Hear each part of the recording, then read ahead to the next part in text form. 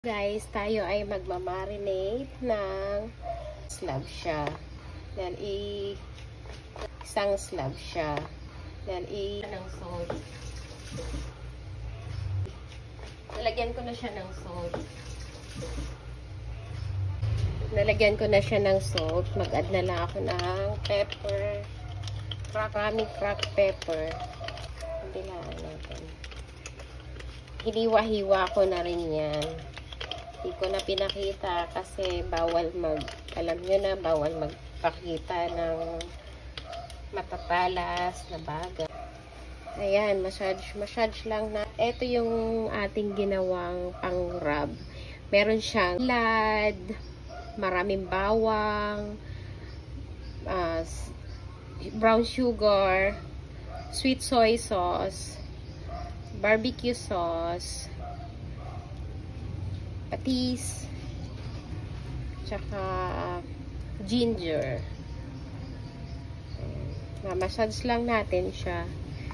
Kailangan lahat malagyan natin para siya. Kung napapansin nyo, may mga hiwa yan.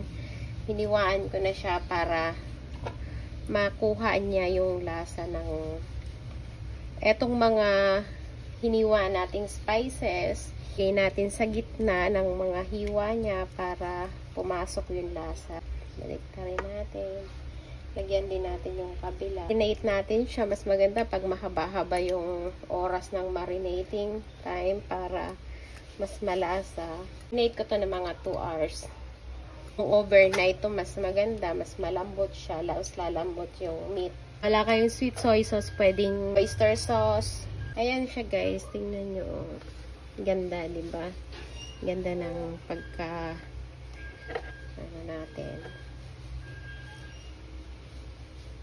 Mag-add ka din pala ng olive oil or mas maganda kung sesame oil or kahit na anong oil na meron kayong available para hindi siya dry.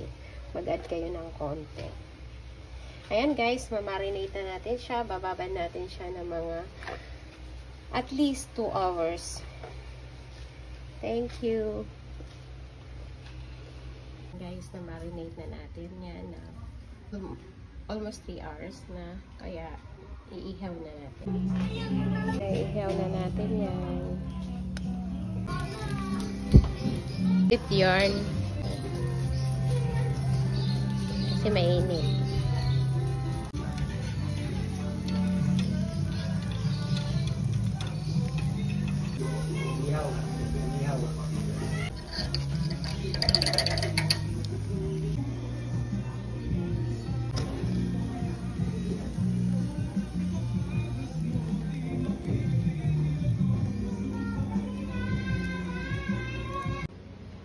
Ayan guys, luto na yung ating pork rib slab.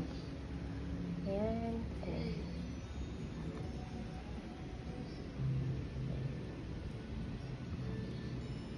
Thank you for watching guys.